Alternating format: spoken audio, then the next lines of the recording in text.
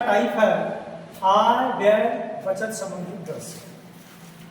Type number 1, पहला सवाल है, यदि ए के वेतन में 8 संबंध 11 की बढ़ोतरी हुई, अब उसका नया वेतन 33,000 रुपया हो, तो उसका मूल वेतन क्या होगा? तो आप सबसे पहले आय को ले लें। उसका आय क्या है? 8 संबंधे 11 की बढ़ोतरी हुई है, अर्थात इसमें पहले आय उसकी 8 थी, अब नया वाला क्या हो गया है? वह बढ़कर 11 हो गया। जबकि कह रहा है कि नया वेतन 33,000 रुपया हो, अर्थात इस 11 का ही मान वह 33,000 है। इसका यह कै गुना है?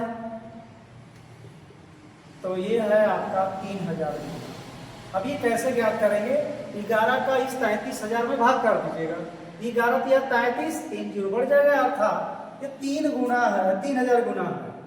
ठीक, तो मूल वेतन का मतलब कि जो पहले वाला होगा वही उसका मूल वेतन होगा, अर्थात इसमें भी हम 3,000 का गुणा कर दें तो 3 बटे 24,000, यही है उसका मूल वेतन होगा।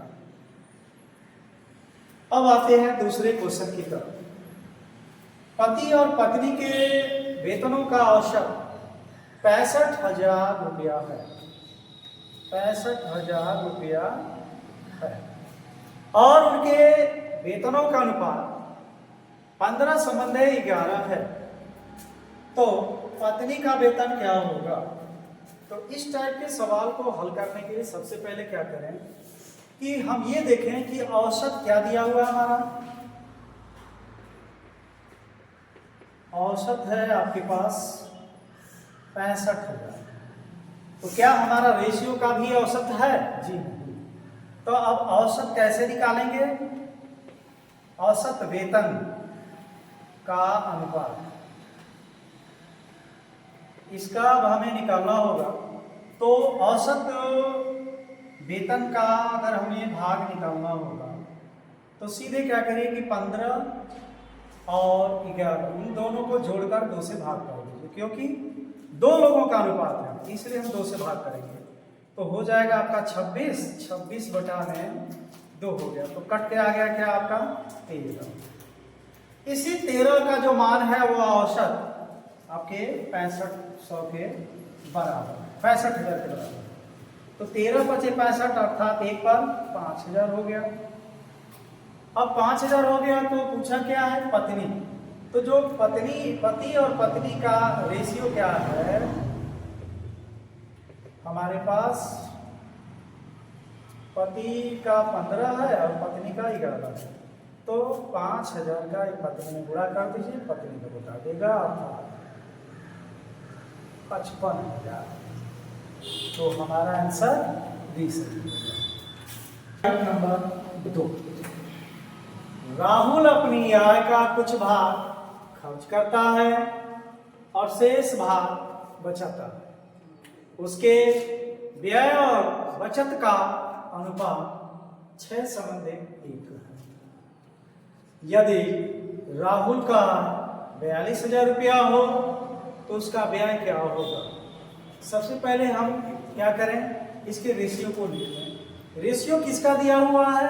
तो व्यय और बचत का। तो आप एक जगह आय,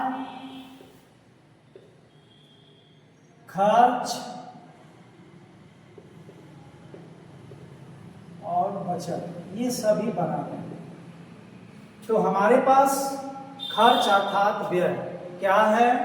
6 है और बचत 1, जबकि टोटल हमारे पास आय दिया हुआ है 42,000। तो क्या हमारा आय कितना होगा भाई? 6 और 1 7। इसी आय का मान दिया हुआ है कितना? 42,000। तो एक बात बताइए कि 7 का ये कै गुना है? तो 7 छक 42 भाग दे देंगे, अर्थात 6,000। अब क्या पूछा है? उसका व्यय क्या होगा? व्यय इसका मतलब जो खर्च होता है उसी को व्यय कहा जाता है। तो व्यय हमारा भी 6 गुना ही होगा, 6000 गुना। इसका 6000 गुना कर दीजिए, 6 छड़ा के 36,000। यही हमारा उत्तर होगा, अर्थात बी हमारा सही।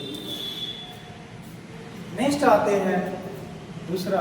एक व्यक्ति अपनी मासिक आय का कुछ भाग खर्च करता है और शेष भाग बचत करता है। उसके व्यय और बचत का अनुपात 61:6 है और उसकी मासिक आय 8710 रुपया हो, तो उसका मासिक बचत क्या हो? सबसे पहले हम एक जगह आय, खर्च, जिसे दूसरी भाषा में हम व्यय भी कहते हैं, और बचत, ये 3 बातें आप नोट करें। तो देखें हम 61 और 6 में किसका दिया है? व्यय और बचत का, अर्थात ये 61 है और ये 6। तो हमारा आय क्या होगा भाई? टोटल 61 और 6 67 टोटल, जबकि हमारा मासिक आय दे दिया है 8710। तो यह देखें इसका यह कै गुना है, अर्थात 67 का 8710 में भाग कर देंगे तो एक बार 67 एकम 67 बच जाएगा आपका 101, 7 तरीके 21, 36 18 2 20। तो आपका हो गया 3 बार और एक जीरो बढ़ा दीजिए 130।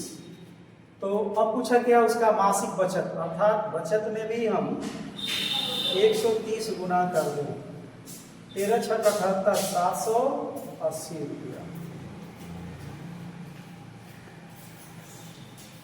तो हमारा डी विकल्प सही होगा।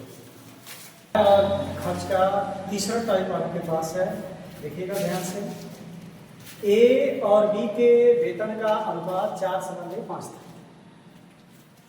ए के वेतन में 10% की वृद्धि और बी के वेतन में 20% की वृद्धि हुई। अब ए और बी के वेतन का अनुपात क्या होगा? सबसे पहले आप क्या करिए, ए और बी के वेतन का अनुपात लिखिए। वेतन का अनुपात, वेतन का अनुपात, तो आपके पास आ गया 4 संबंधे 5। ये आपका ए है, ये आपका बी। अब कह रहा है कि ए के वेतन में 10% की वृद्धि, यानी ये वाला जो वेतन है इसमें 10% बढ़ेगा। तो 10% बढ़ने का मतलब कि 100 में 10 बढ़ गया, अर्थात वो बढ़ के कितना हुआ? 110% का मतलब ये हुआ बटा में 100। ठीक उसी तरह से बी वाले, बी के वेतन में 20% बढ़ा है, अर्थात 100 में 20 बढ़ गया, तो हो गया हुआ 120 बटा में 100। ठीक है। तो अब एक बात बताइए कि क्या हम इसका गुणा कराएंगे तो आएगा? नहीं। कटेगा तो आएगा लेकिन दशमलव में आएगा। तो आप दशमलव से बचने के लिए करिए क्या कि रेशियो क्या कहता है कि जो भी रेशियो दिया हुआ है आप ऐसे जीरो बढ़ा ले ताकि इसको कटाने में आसानी हो। तो जीरो जब भी बढ़ाइएगा बराबर बढ़ाइएगा। इसमें हमने 2-2 जीरो बढ़ाने का प्रयास किया। अब 2-2 जीरो बढ़ा देंगे, फिर दोनों को कटा देंगे तो रेशियो 4:5 ही रह जाएगा। तो अब क्या करें, इसका गुणा कराएंगे तो ये 2 जीरो से 2 जीरो कैंसिल आउट हो जाएगा। 11×44 अर्थात ये बनकर आ गया 440। अब इससे आप गुणा करा देंगे तो 2 जीरो इसका ये कैंसिल कर देगा, 12×5 60 अर्थात 600। अब 1 जीरो से 1 जीरो कट जाएगा और 4 से कटा देंगे भाई तो 11 बन जाएगा और ये आपका 15 बन जाएगा। तो यही हमारा नया रेशियो आ गया, अर्थात बी वाला विकल्प हमारा सही है। नेक्स्ट इसके दूसरे प्रश्न की तरफ चलते हैं। यहां पर 3 लोग आ गए, पी, क्यू और आर। इनका रेशियो आप रख लीजिए 3, 4, 11।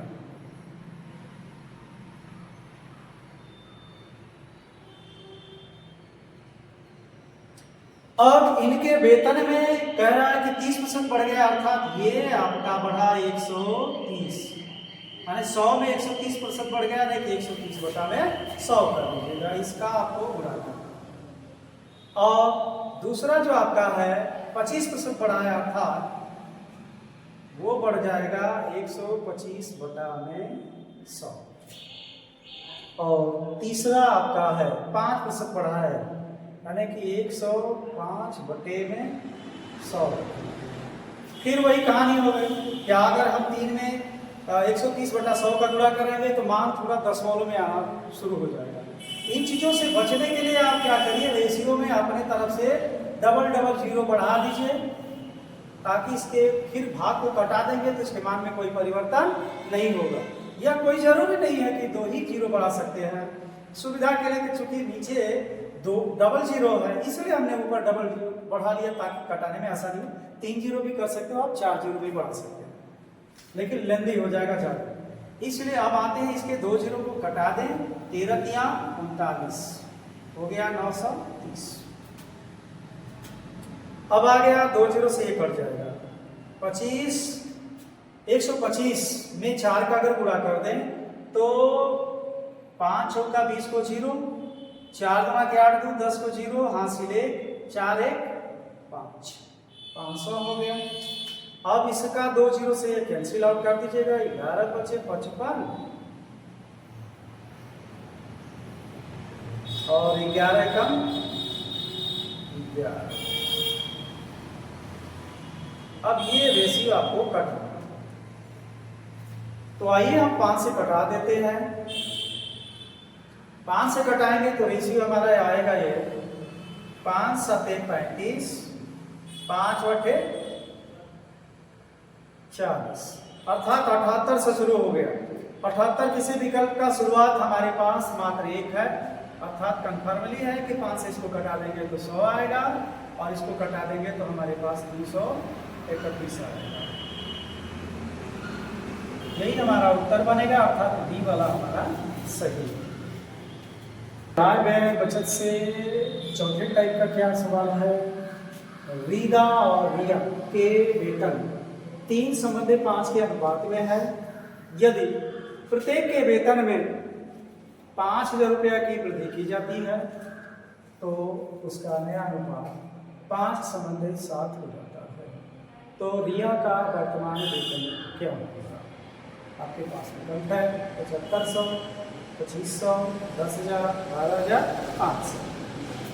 सबसे पहले आप ये देखें कि विदा और रिया का वेतन दे दिया है 3 संबंधी 5 और वेतन का मतलब होता है आय। तो आय हमारे पास मिल गया क्या, 3 संबंधी 5, ये आपका विदा का है और ये रिया का है। अब आते हैं कि प्रत्येक के वेतन में 5,000 रुपया, यानी कि रिदा में भी 5,000 और रिया में भी 5,000 की वृद्धि की जाती है, तब नया अनुपात क्या हो जाता है 5 संबंधी 7 हो जाता है। तो ये 5 संबंधी 7 क्या हो जाता है, तो आपका अब ये वेतन क्या हो जा रहा है 5 संबंधी 7 हो रहा है। पहले ये आया था, अब ये आया, तो रिया और रिदा का ये आया है 3 और 5। अब नया आय जो हुआ है वो क्या हुआ है 5 और 7 के रेशियो में हुआ है। एक बात बताइए, प्रत्येक में 5,000 की वृद्धि हो रहा है, तो अगर रिदा का पहले आय 3 था, अब रिदा का आय 5, क्या इसमें बढ़ा है क्या कुछ? जी 2 बढ़ा है। और रिया में भी पहले 5 था, रिया अब हो गई 7, अर्थात ये भी 2 बढ़ा है, अर्थात यही 2 बढ़ा हुआ वृद्धि का मान 5,000 के बराबर है। तो कट के आ गया 1 पर कितना 2500। अब पूछा क्या है रिया का वर्तमान वेतन क्या है, तो रिया का वर्तमान वेतन क्या है 25 में अगर हम 5 का गुणा कराएंगे तो ये पहले वाले का वेतन आएगा। अब रिया का चूंकि वर्तमान कह रहा है तो रिया का वर्तमान तो 7 है और पहले आपका ये वेतन है, तो वर्तमान तो हमारा शुरुआत वाला ये है, तो 25 पचे 125, तो इस 2500 का गुणा हम इस 5 में कर देंगे तो रिया का वर्तमान वेतन निकल जाएगा। रिया का वर्तमान वेतन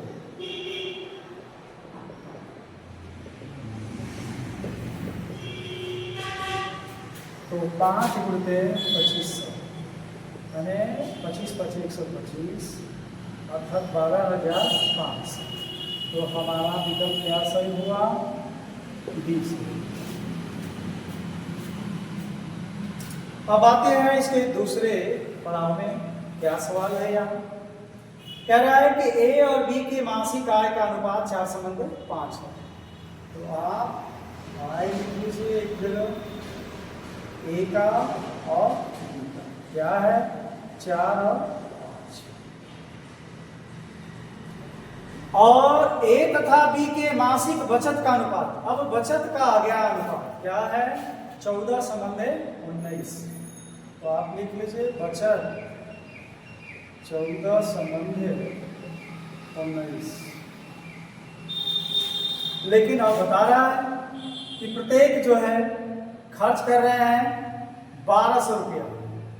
कितना खर्च कर रहे हैं ए और बी प्रत्येक 1200 रुपया, तो व्यय के नीचे आप लिख लीजिएगा 1200 रुपया, इसके भी नीचे इसके भी नीचे। इसी को कहते हैं क्रॉस मेथड। क्रॉस मेथड में क्या होता है कि हम तिरछा गुणा पहले इन 2 रेशियो का गुणा करेंगे, तिरछा इसका इसमें गुणा कराएंगे, फिर इसका इसमें गुणा करेंगे। तो 19 में 4 का गुणा हो जाएगा, 19 चौका 76, 14 पाँचे 70, दोनों को गुणा करके घटा देंगे बराबर। अब 14 का 12 में तिरछा, अब एक वाले को मुड़ देंगे, अब इन दोनों का क्रॉस में गुणा करेंगे, अर्थात 1200 का गुणा 14 में और 1200 का गुणा 19 में। तो हम पहले 1200 का 19 में गुणा कर लें, क्योंकि बड़ा है तो बड़ा पहले आ जाएगा, आसान रहेगा घटाना।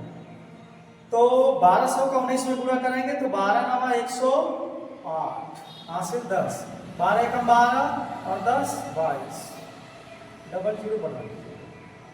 अब 14 का 12 में हम गुणा करेंगे तो डबल जीरो तो लगा लीजिएगा, 12 चौके 48 को 8 हासिल 4, 12 एकम 12 4 16।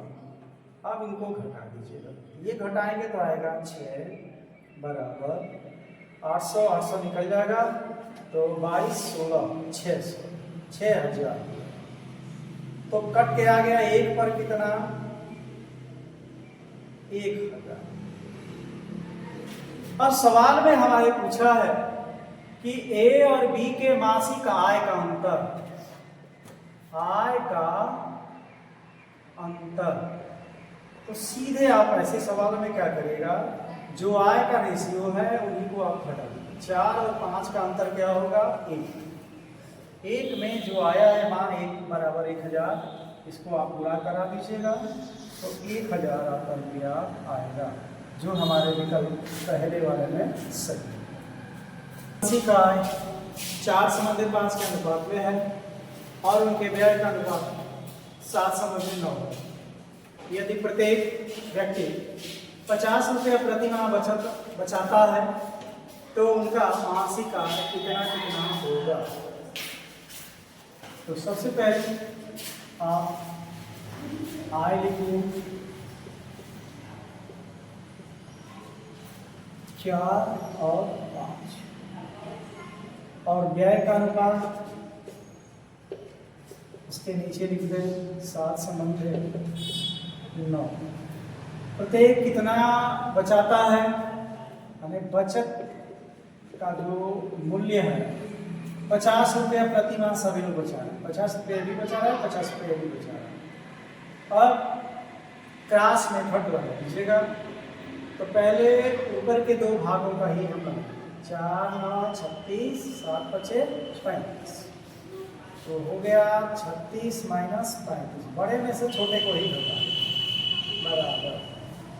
अब पहले वाले अनुपात को बंद कर दीजिएगा। 7 5 35 और 9 5 45।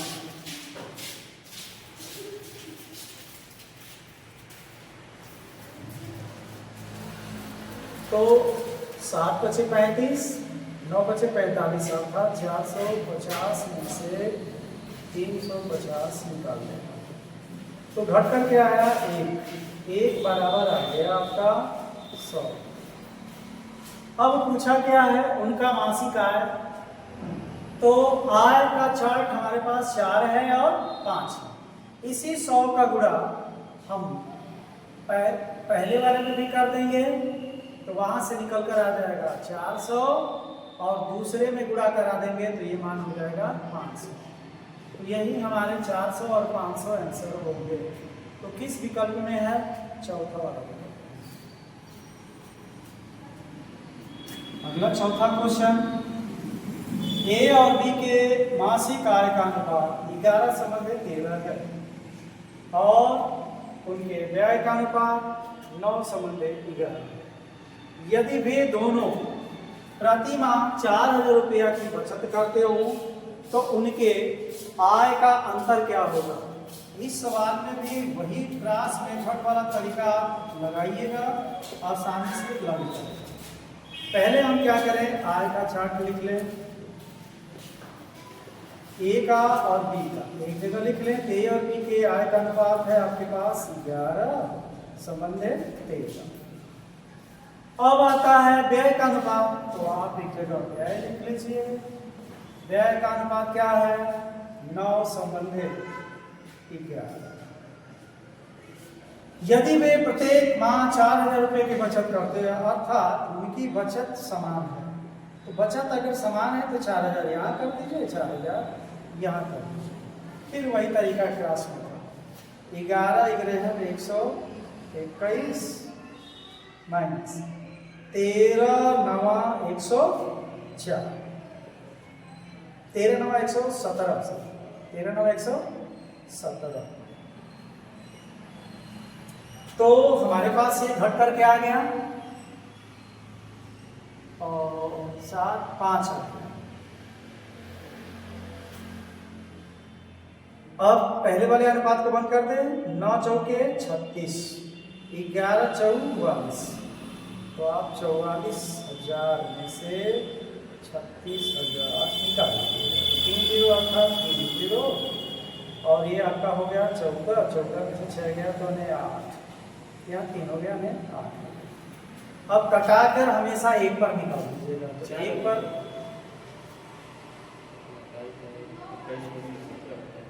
7 4 11 सॉरी 4, तो 4 पर 8000 आ गया, तो एक पर कितना होगा भाई? 2000।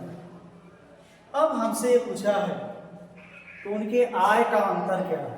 तो आय वाला चार्ट हमारे पास 11 और 13 है, तो अंतर क्या होगा आपका? 11 और 13 का अंतर 2 गुणते 2000 हो जाएगा 4000 रुपया। अतः हमारा डी विकल्प सही है। पांचों में आता है कि जब अलग अलग उनका आय दिया हो, व्यय दिया हो, अलग अलग खर्च हो, इस टाइप के प्रश्नों को आप कैसे हल करेंगे? सबसे पहले इस प्रश्न को देखें। दो व्यक्तियों के आयों का अनुपात 5:3 है और उनके व्ययों का अनुपात 9:5 है। यदि वे क्रमशः 1300 रुपया और 900 रुपये की बचत करते हो तो प्रत्येक की आय क्या होगी? तो आइए इस सवाल को हल करते हैं। सबसे पहले आप एक जगह आय लिख लें। तो आय का रेशियो क्या है आपके पास? 5 और 3। अब आता है उनके व्यय का अनुपात, तो व्यय लिख लीजिए एक जगह 9:5, और वे क्रमशः बचत करते हो कितना रुपया? तो जो बचत वाला रुपया है उसके नीचे रखते हैं, अर्थात 1300 और 900। क्रॉस मेथड लगाते हैं।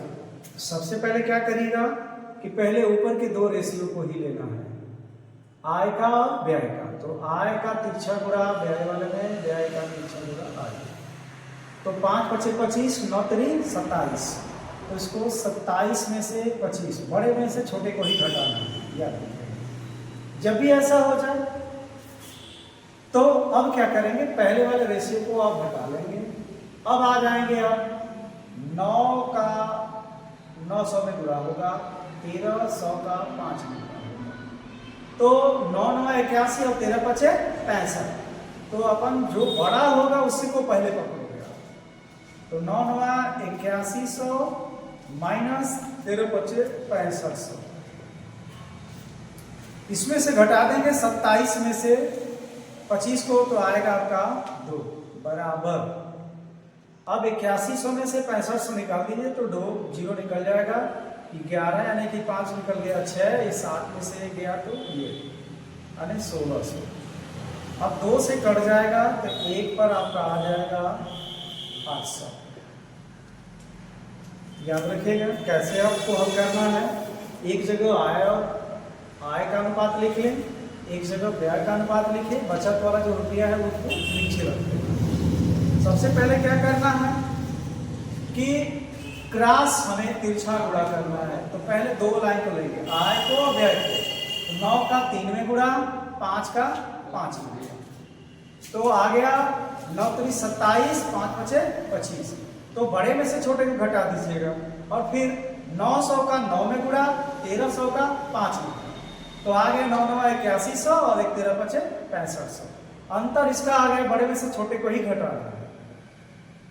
तो आ गया आपका क्या 1600। 2 बराबर 1600 तो 1 बराबर 800। अब पूछा क्या है, प्रत्येक का आय। तो प्रत्येक की आय पूछा है, तो आय वाले चार्ट में हम ले लें 5 का और 3 का रेशियो है। तो 8 × 5 = 40, 4 और 8 × 3 = 24। यही आपका आंसर होगा। अर्थात यहां से देखा जाए तो पहला विकल्प सही। नेक्स्ट इसका दूसरा सवाल, ए और बी के मासिक आय का अनुपात 5:6 है। तो आप एक जगह आय लिख लीजिए और एक जगह ए लिख लीजिए और बी। आय का अनुपात का रेशियो है 5:6, ले लीजिए।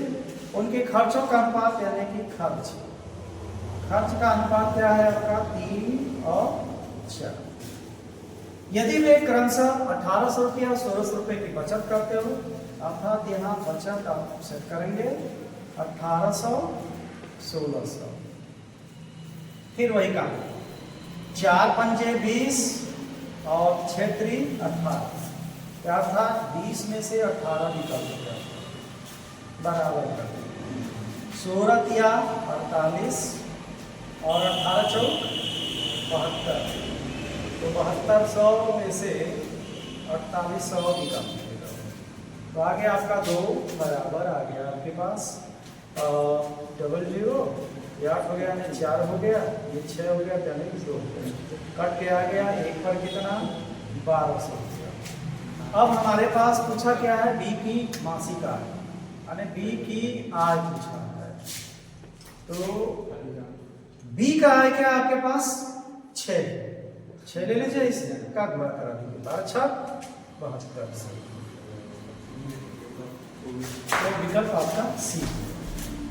2 संबंध 1 के अनुपात में कमाते हैं, अर्थात उनकी आय है, और 5 संबंध 3 के अनुपात में खर्च करते हैं, तथा 4 संबंध 1 के अनुपात में बचत करते हैं। यदि पी और क्यू की कुल बचत 5000 रुपया हो तो प्रत्येक की आय क्या होगी। तो आइए सबसे पहले हम देखें कि पी और क्यू का आय क्या है। आय आपके पास मिल गया 2 संबंध 1, ये आपका पी का हो गया, ये आपका क्यू का।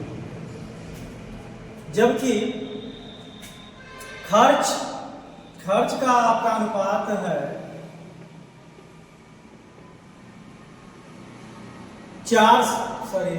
5 संबंध 3। लेकिन अब हमें बचत नहीं मालूम है कि प्रत्येक कितना कितना बचत करते हैं, तो इसके लिए एक रास्ता आपके पास दिया गया है। क्या है कि P और Q का जो बचत है रेशियो 4:1 है। बचत हम यहां पकड़ लें, बचत आपके पास दिया हुआ है 4:1, तो इनका कुल बचत दे दिया है 5000। कुल का मतलब हो गया कि योग, अर्थात 4 और 5 का योग क्या हो गया 5, कट के आ गया आपके पास 1000 रुपया। 1000 की इसमें गुणा कर देंगे तो इसका आ जाएगा 4000 और इसका आ जाएगा 1000, अर्थात इसमें P और Q अलग अलग जो बचत करते हैं वो हमें मिल गया 4000 और 1000। अब यहाँ पे रख दीजिए 4000 और 1000, फिर वही क्रॉस मेथड करते हैं। 3 दूना के 6, 5 एकम 5, तो डायरेक्ट आप घटा दीजिए 6 में से 5, तो यानी डायरेक्ट हम लिख रहे हैं अब 1 बराबर।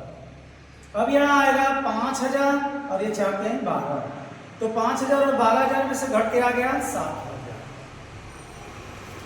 तो 1 पर 7000 आ गया। और पूछा क्या प्रत्येक की आय क्या होगी, तो आय का रेशियो आपके पास क्या है 2:1 है। इस 7 का गुणा कर देंगे तो 7 गुणा के 14000 और 7 एकम 7,000 रुपया इनके आय का मिल गया मान। अतः हमारा विकल्प सी सही होगा। अभी हाल ही में लेटेस्ट ये यूपी पुलिस 2024 के एग्जाम में आया हुआ क्वेश्चन। आगे बात करते हैं, सी और डी की आय का अनुपात 3:4 है। उनके व्यय का योग 12000 रुपया है। यदि सी की बचत डी के व्यय के बराबर है तो उनके बचत का योग क्या होगा। सबसे पहले हम आय का अनुपात लिखें, यहाँ पे सी हो जाएगा और यहाँ पे डी। सी और डी की आय का अनुपात है 3:4। सी की बचत, तो आप क्या करिए कि बचत लिख दीजिए एक जगह, बचत सी की बचत डी के व्यय के बराबर है। अब यहाँ व्यय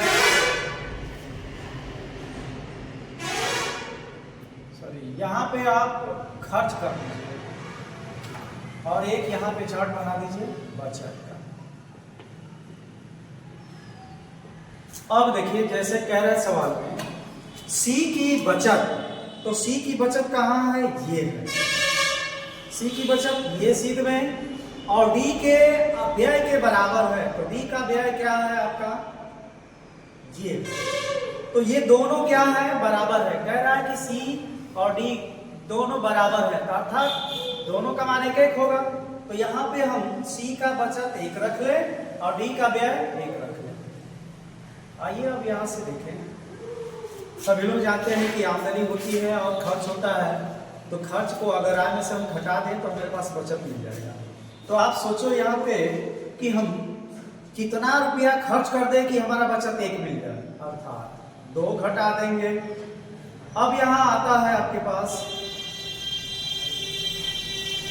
ये 4 आय है, 1 खर्च है, तो घटा देंगे तो 3 हमारा बचत निकल गया। अब सवाल ये देखते हैं क्या हो रहा है कि यदि उनके व्यय का योग, तो व्यय कहाँ है, व्यय अर्थात खर्च, अर्थात ये वाला मान जो है टोटल दिया हुआ है योग 12,000, तो 2 1 3 से कट जाएगा, ये आ गया आपका 4,000 आ गया। तो अब कह रहा है कि उनकी बचत का योग क्या होगा।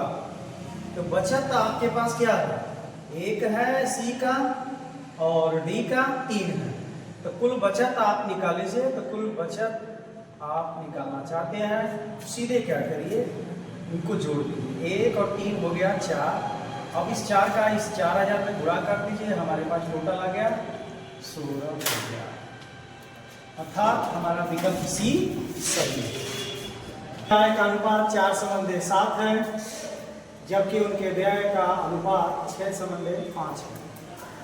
यदि जितेंद्र 2800 रुपये की आय में से 400 रुपये बचाता है तो नरेंद्र की बचत क्या होगी। इस प्रकार के प्रश्न में सबसे पहले हम दो नाम लिख लें, जितेंद्र और नरेंद्र। अब आय का अनुपात एक जगह लिख लें और एक जगह व्यय का अनुपात लिख लें। तो आय का अनुपात है 4/7 और व्यय का अनुपात है 6/5। और उसके बाद अब बचत में आएंगे। तो ध्यान दीजिएगा, सबसे पहले हम क्या करें कि कह रहा है कि यदि जितेंद्र 28,000 रुपये की आय में से, तो जितेंद्र की आय 28,000 रुपया है, अर्थात इस 4 का ही मान क्या है, 28,000 रुपया है। इसका यह कह देना भाई 4 7 28 अर्थात 7,000 गुना है। तो उसी तरह से हम इसका भी गुना निकाल सकते हैं कि नरेंद्र की आय क्या होगी। तो इसका 7,000 हम निकाल रहे हैं, 7 7 49,000, तो 49,000 रुपया आय निकल गया।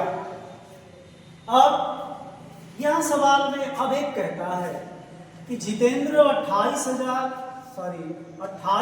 रुपया है जी, तो 700 हो जाएगा, ये 2900 हो जाएगा। अरे 80 से बनाएगा क्या करते हो? 28,000 बोल रहे हैं तो समझा देंगे, तब 28,000 बोले। चलो काटो उसको, बीच में बोलो जरूर मत बोले, पानी कनेक्शन हो गई।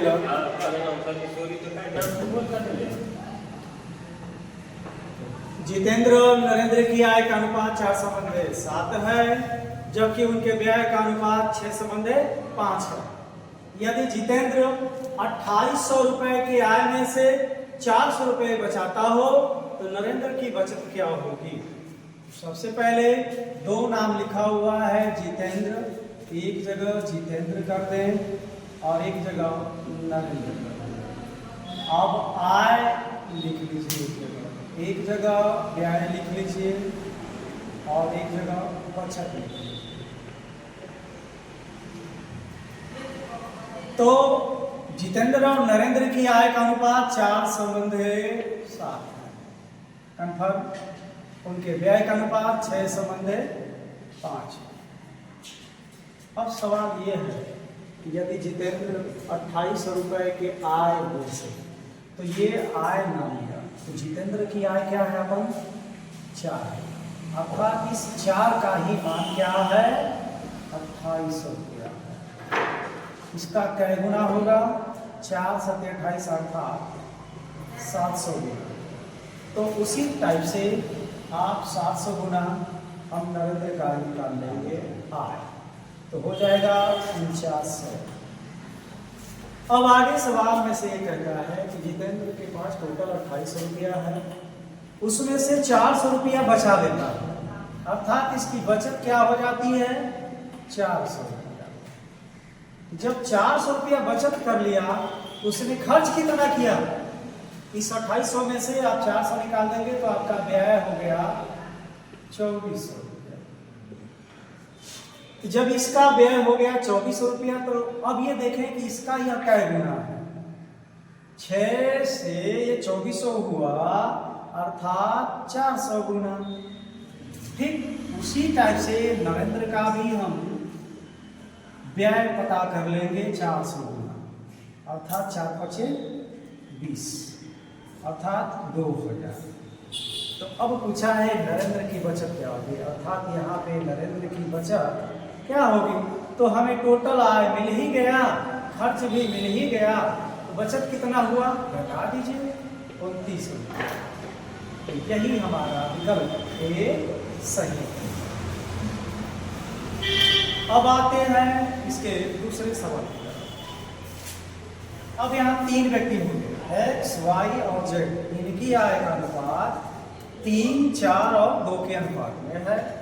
और उनका व्यय 5:2 के अनुपात में है। यदि x 18,000 रुपए के आय में से 3,000 रुपया बचाता हो तो y की बचत क्या होगी? फिर वही काम करिए आप, x y z लिख लीजिए। एक जगह आय लिखिए, एक जगह व्यय लिखिए, और अगला आपका हो जाएगा बचत। तो आय का अनुपात है 3:4:2 और उनके व्यय का अनुपात है 5:5:2। सवाल अब ये कहता है, यदि यक्स 18,000 रुपए के आय में से, यानी आय बता रहा है, अर्थात ये जो 18,000 है ये किसके मान के बराबर है? 3 के बराबर है। 18,000, इसका यह क्या गुना है भाई? 3 × 18 अर्थात 6,000 गुना। तो उसी प्रकार से हम y का आय भी निकाल लेंगे। कै गुना? 6,000 गुना 6 चौके 24,000 रुपया हो। अब फिर यहां से 3,000 रुपया बचा लेता है यक्स, अर्थात बचत हमारे पास क्या है? 3,000 रुपया बचा लेता है, अर्थात यहाँ पे 3,000 रुपया हम यक्स के सीट में रख लेंगे 3,000 रुपया। तो आप सोचिए कि 18,000 रुपया आया है और उसमें से 3,000 रुपया बचा लिया, तो खर्च कितना किया? 15,000। क्लियर हो गया? अब इस व्यय का मान यह कै गुना है? 5×3=15 अर्थात 3,000 गुना है भाई। तो उसी तरह से हम y का खर्च निकालेंगे 3,000 गुना, अर्थात हो जाएगा 15,000। एक बात बताइए कि जब इंसान y का ही पूछा है कि y की बचत क्या होगी, तो y का हमें आय भी मिल गया और उसका व्यय भी मिल गया। तो बताइए y क्या बचत करता होगा? 24,000 रुपए में से 15,000 निकाल दीजिए, अर्थात 9,000 रुपया बचत करता होगा, अर्थात वह भी सही होगा। वो सी के वेतन क्रमशः 2:3:5 के अनुपात में है। यदि उनके वेतन में क्रमशः 15%, 10% व 20% की वृद्धि हुई तो नया वेतन का अनुपात क्या होगा? तो सबसे पहले क्या करिए, एक जगह ए लिख लें, एक जगह बी लिखें, एक जगह सी लिखें, और उनके वेतन का अनुपात है 2:3:5। अब कह रहा है कि उनके वेतन में क्रमशः 15%, 10% और 20% की वृद्धि हुई। यहाँ पे प्रतिशत लगाया है, इसका मतलब ये हुआ कि 100 में ये कहीं ना कहीं बढ़ गया। तो ये तो आपके पास पहले वाला था,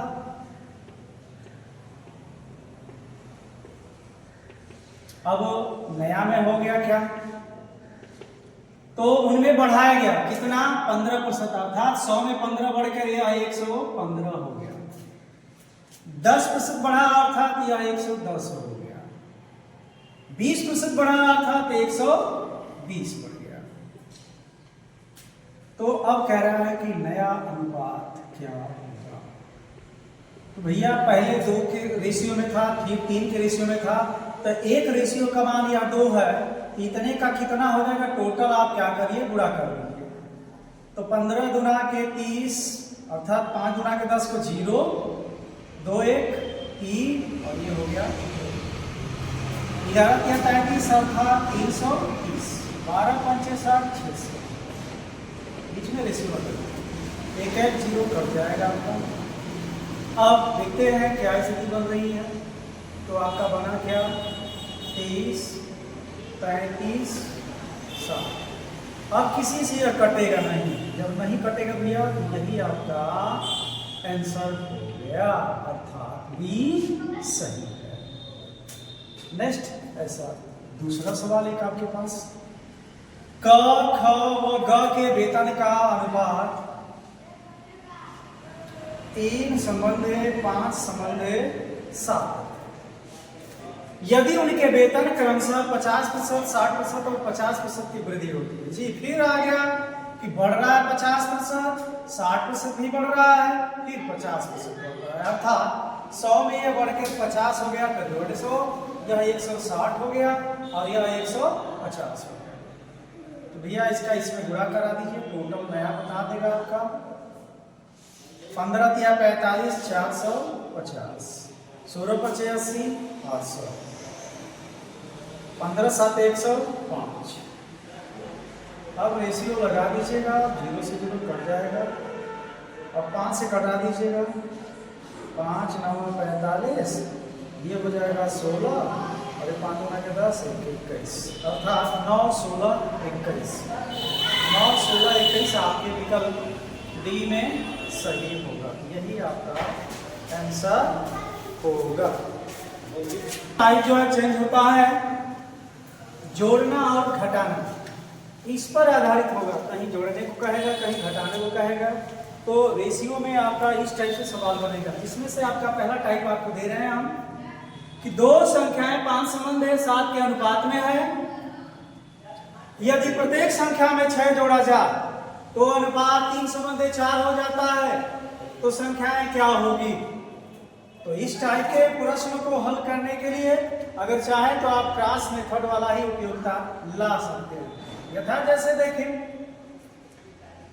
पहले बार आपका अनुपात क्या है 5 संबंध 7 और प्रत्येक में 6 जोड़ने को बोल रहा है, तो इसको रोक लीजिएगा, लास्ट वाले अनुपात को रख लीजिए 3 संबंध 4।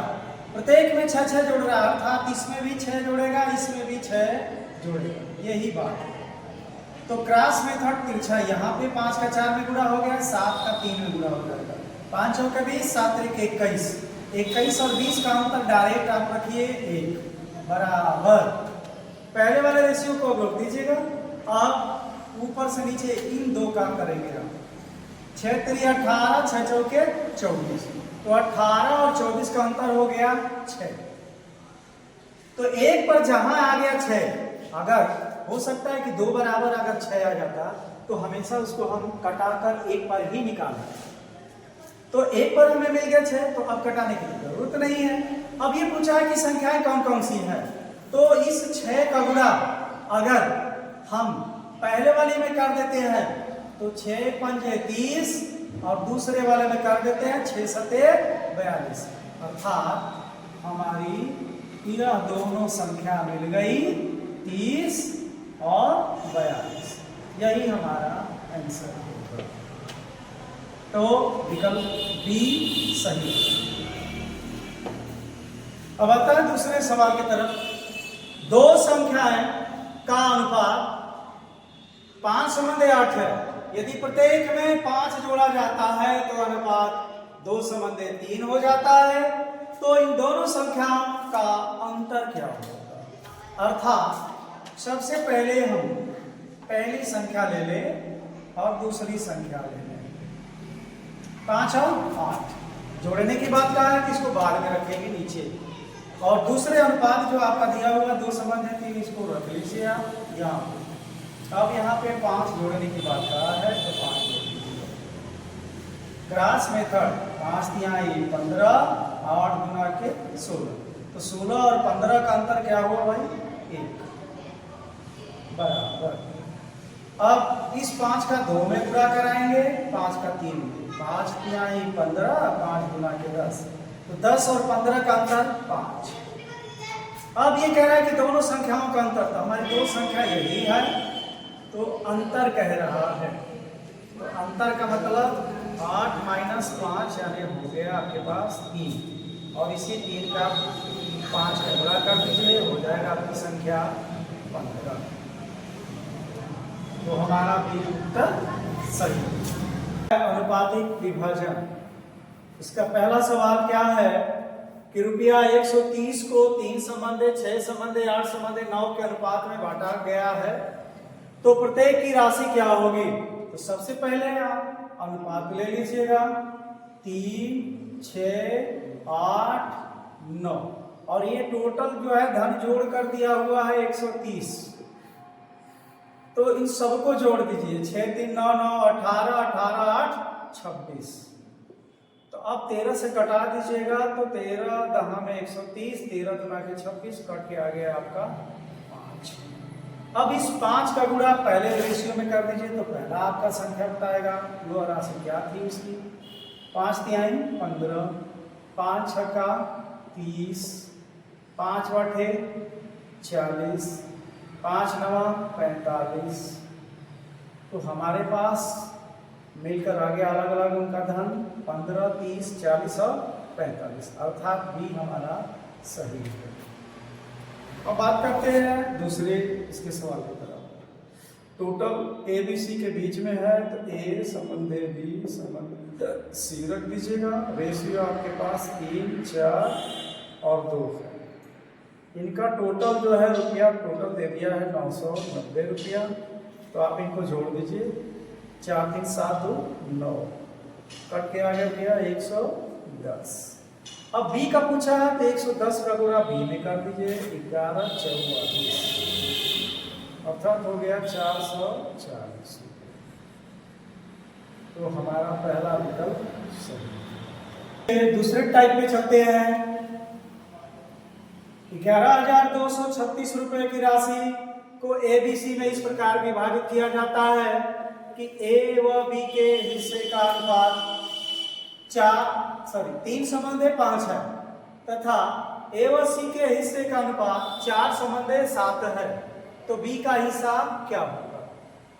इसके पिछले वाले टर्म में आपने ये देखा कि जो भी नाम दिए थे सबका सीरियल वाइज अनुपात दिया था, लेकिन यहाँ पे कुछ लोगों का अनुपात दिया है।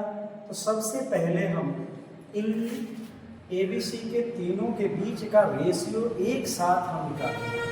तो आपको पीछे के वीडियो में हमने बताया था कि इनको आप कैसे निकालोगे। निकालने का तो बहुत तरीका है, लेकिन जो बताया गया है आप उसी के तहत आराम से बना सकते हैं। सबसे पहले आप ये देखिएगा कि एक जगह ए तो एक जगह बी। अब दूसरे पार्ट में आप रख लीजिएगा, ए और बी का हो गया और ए और सी का हो गया। तो पहले वाले में ए और बी के हिस्से का अनुपात है 3 संबंधे 5 और ए और सी के हिस्से का अनुपात है 4 संबंधे 7। अब इसमें देखेंगे तो आपका ए इसमें 2 बार रिपीट किया, तो क्या ए का यहाँ पे अनुपात समान है? नहीं। यहाँ पर ए 3 है, यहाँ पर ए 4 है।